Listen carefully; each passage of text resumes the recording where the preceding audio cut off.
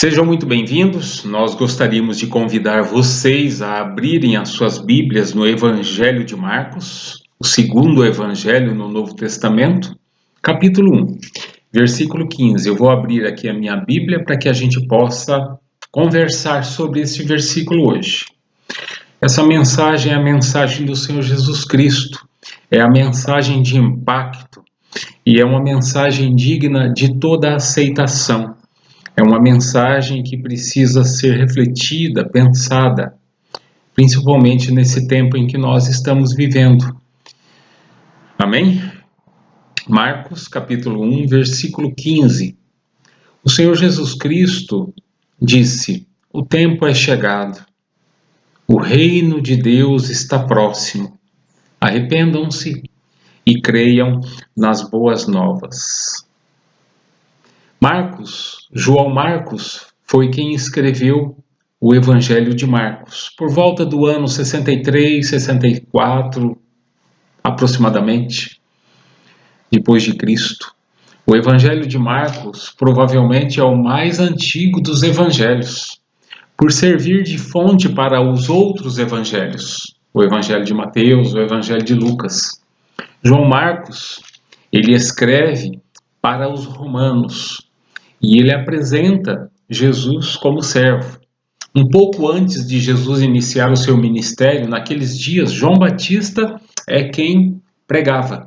João Batista é quem prepara o caminho.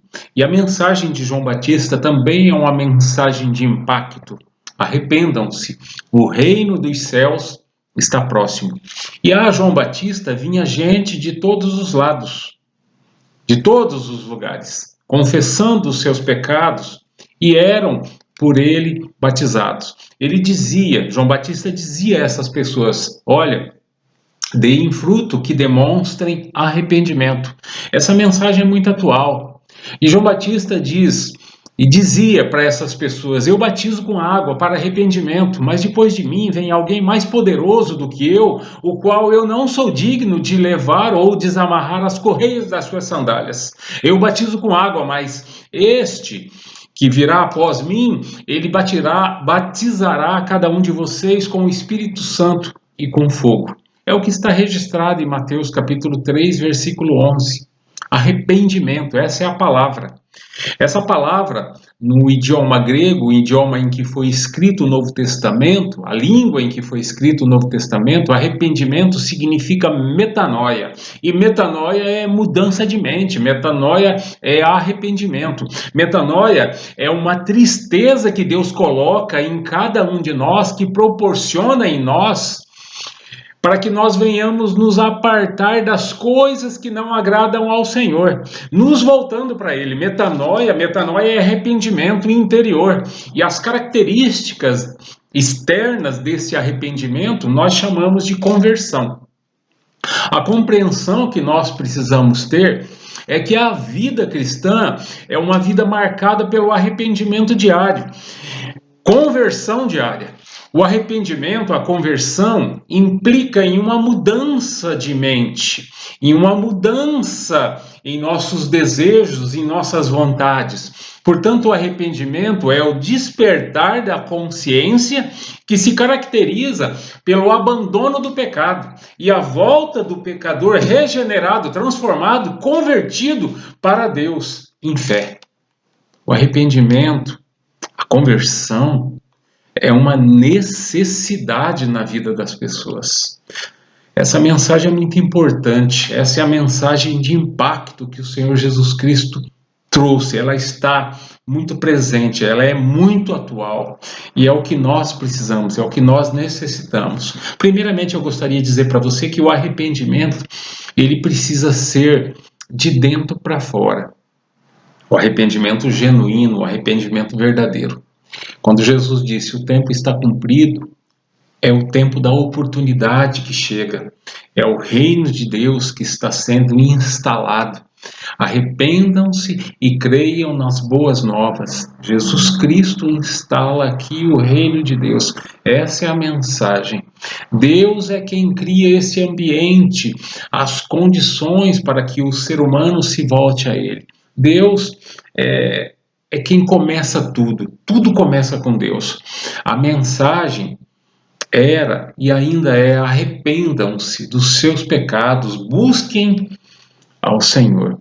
Não é sacrifício ou ofertas de que nós estamos falando aqui, não, mas é um arrependimento que venha de dentro, não somente de palavras, mas com atitudes que demonstrem verdadeiro arrependimento. O arrependimento precisa ser verdadeiro, o arrependimento genuíno, porque nós necessitamos ser pessoas melhores. O salmista, o Davi, ele nos orienta sobre a correta motivação nesse arrependimento. Eu gosto muito de lembrar do Salmo 51, lá no versículo 17, quando o Davi diz que os sacrifícios que agradam a Deus são um espírito quebrantado, um coração, uma mente quebrantada e contrita. Deus não despreza. João, o Evangelho de João, lá no capítulo 3, versículo 7, o Senhor Jesus Cristo disse que, numa conversa com Nicodemos, sobre essa questão de transformação, arrependimento, nascer de novo, Jesus diz a Nicodemos, João capítulo 3, versículo 7, que ninguém pode ver o reino de Deus se não nascer de novo. Nascer novamente, nascer de novo é conversão. Para que haja conversão é necessário uma ressurreição espiritual, nascer novamente, nascer do Espírito Santo. E foi justamente isso que Deus proporcionou em nós, que fez em nós, e que muitas pessoas ainda precisam experimentar: o novo nascimento, a conversão, arrependimento, para que nós nos voltemos para Deus. Efésios capítulo 2, versículos de 1 a 10, o apóstolo Paulo explica muito bem isso. Eu vou ler apenas aqui o versículo 1 e o versículo 4 e o 5, onde ele diz assim: vocês estavam mortos em suas transgressões e pecados. No versículo 4, ele vai dizer: mas Deus, que é rico em misericórdia, pelo grande amor com que nos amou. No versículo 5, ele vai dizer que deu-nos vida juntamente com Cristo, quando ainda estávamos mortos em transgressões. Pela graça, vocês são salvos. Amém? Nós fomos vivificados em Cristo. Aleluia por isso. Glória a Deus por isso. Deus trabalha por nós. Deus trabalha em nós. E Deus também deseja muito trabalhar através de nós. É o que Deus fez por nós. Isso é extraordinário, isso é fantástico. Glória a Deus, aleluia por isso.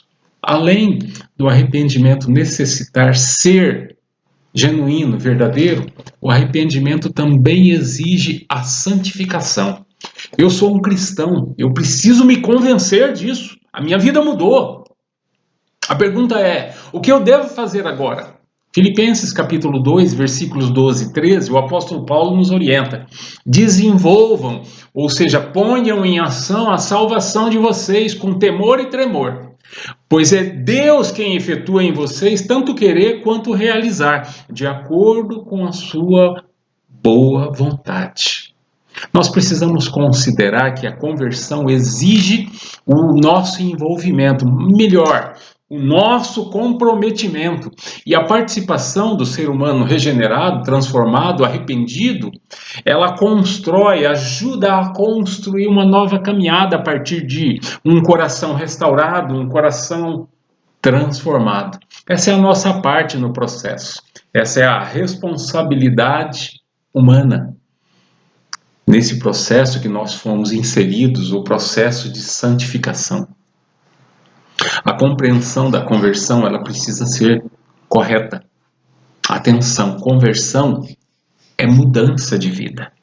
E não somente tornar-se membro de uma igreja. Não. As pessoas precisam saber, entender que conversão significa ser membro do corpo de Cristo. Essa é a igreja invisível. Relacionamento com Deus. O nosso nome precisa mudar, ou seja, é uma nova história a partir de agora, é um novo propósito. Talvez a gente era conhecido, a gente era taxado, a gente era chamado de nó cego, de enganador, de traíra, de fofoqueira, mas houve conversão e a partir de agora é uma nova história. O maior problema da igreja nos dias de hoje é que não se exige mais conversão. Paulo já dizia aos Efésios, capítulo 5, versículo 15, tenham cuidado com a maneira como vocês vivem. Não sejam como os insensatos, mas sim sábios. Conversão é arrependimento. Arrependimento é cair em si. Lembra-se da parábola lá do filho pródigo que Jesus contou? Em função da situação a qual Deus permitiu que o mesmo experimentasse? Chegou um momento que aquele jovem caiu em si, percebeu o erro, arrependeu-se e voltou-se para o Pai. Nós precisamos nos voltar para o Pai. Nós precisamos nos arrepender diariamente e nos voltarmos para Deus. Se eu não me arrependi ainda é porque eu não sou convertido. Ponto. Conversão é a convicção do caminho errado. Se eu andava por um caminho, agora não ando mais. Uma pessoa convertida é uma pessoa guiada pelo Espírito Santo. Vejam o que o arrependimento de dentro para fora, o arrependimento genuíno, verdadeiro, o arrependimento que também nos santifica, que nos insere em um processo de santificação, proporciona. Vejam só, essa é a terceira parte. O arrependimento nos convida a evangelizar. Nós precisamos comunicar isso ao mundo, evangelizar as pessoas, proclamar, testemunhar do que Deus fez em nossa vida. Mas, pastor, eu não sei evangelizar. Eu vou te dizer o que você vai fazer a partir de hoje. Contar a sua história. Quem nós éramos. Como nós estávamos sem Deus. O que Deus fez em nós e por nós e quem nós passamos a ser em Cristo. Pronto. Já estamos evangelizando. É a nossa história. Quem nós éramos, como estávamos, sem Deus nesse mundo. Uma vida sem sentido. Mas o que Deus fez por nós, o que Deus fez em nós e quem nós passamos a ser em Cristo. Isso é testemunhar, isso é proclamar o grande amor de Deus. Nós precisamos considerar as palavras do Senhor Jesus Cristo. O reino de Deus está entre vós. O reino de Deus está entre vocês. A evangelização é o caminho, e na evangelização quem vai à frente é o Espírito Santo. É o Espírito Santo quem promove o abrir o coração das pessoas, é o Espírito Santo quem abre, que a mente, o entendimento, os olhos das pessoas, ilumina o entendimento, proporciona a compreensão da Bíblia, da palavra de Deus, autentica, legitima a palavra do Senhor nos corações, nas mentes das pessoas. É o Espírito Santo quem faz isso.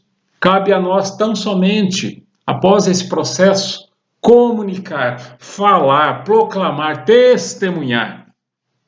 Isso nós podemos fazer falando ou até mesmo sem palavras. Nós precisamos entender que nós somos do departamento de comunicação. Cabe a nós tão somente comunicar. Vocês se lembram lá de Atos capítulo 16, versículo 14, quando Lucas relata que uma das que ouviam a mensagem que o apóstolo Paulo pregava era uma mulher temente a Deus, chamada Lídia, vendedora de tecido de púrpura da cidade de Tiatira. E o texto diz assim, Atos 16, versículo 14, o Senhor abriu seu coração para atender a mensagem de Paulo.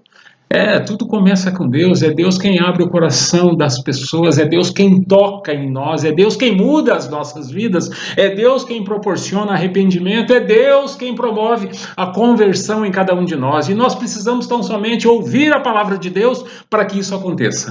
Romanos capítulo 10, versículo 17 diz assim, o apóstolo Paulo nos informa, a fé vem pelo ouvir a mensagem, e a mensagem é ouvida mediante a palavra de Cristo. Eu gostaria de concluir com você informando que em Gálatas, capítulo 5, versículos de 18 a 23, o apóstolo Paulo nos informa que uma pessoa guiada pelo Espírito produz o fruto do Espírito. E o fruto do Espírito é amor. Veja lá, você pode conferir. O fruto do Espírito é amor, e o desdobramento desse amor é alegria, paz, paciência, amabilidade, bondade, fidelidade, mansidão, domínio próprio. Esse é o filtro, passa o filtro. Verifica se essas virtudes, essas qualidades estão patentes em sua vida, se fazem parte da sua vida, se você se considera uma pessoa alegre, amorosa, paciente, amável, bondosa, fiel, mansa, e se você consegue controlar a si mesmo. Isso é domínio próprio. Esse é o filtro. O Senhor Jesus Cristo, ele deseja que a vida dos cristãos seja marcada e deixe marcas do grande amor de Deus na vida das pessoas. Nós temos áreas das nossas vidas que precisam ser trabalhadas, melhoradas. Para isso nós precisamos nos submeter ao Senhor. O amor é a marca do cristianismo. O apóstolo Paulo dá testemunho aos presbíteros da igreja em Éfeso, falando sobre o seu comprometimento com Deus no final da sua carreira cristã, quando ele estava para ser decapitado, quando ele estava para ser morto, em função de um testemunho de amor que ele deixou. Ele diz: dei testemunho a todos que eles precisam se converter com arrependimento e fé em nosso Senhor Jesus Cristo. Resumindo toda essa história, o que nós precisamos fazer? Crer no Senhor Jesus Cristo. Creia no Senhor Jesus Cristo. Então, somente creia no Senhor Jesus Cristo. E a oração que nós precisamos fazer aqui agora, ela é muito simples, objetiva, mas principalmente sincera. Deus, em nome de Jesus Cristo, me ajuda. Senhor, muda a minha vida. Em nome de Jesus Cristo. Amém? Que a graça e a paz de nosso Senhor Jesus Cristo, o amor de Deus, as eternas consolações do Espírito Santo de Deus seja sobre a sua vida, seja sobre a vida da sua família, a extensão da sua família, seu trabalho. Em nome de Jesus, nós oramos. Amém. Deus os abençoe. Abraços.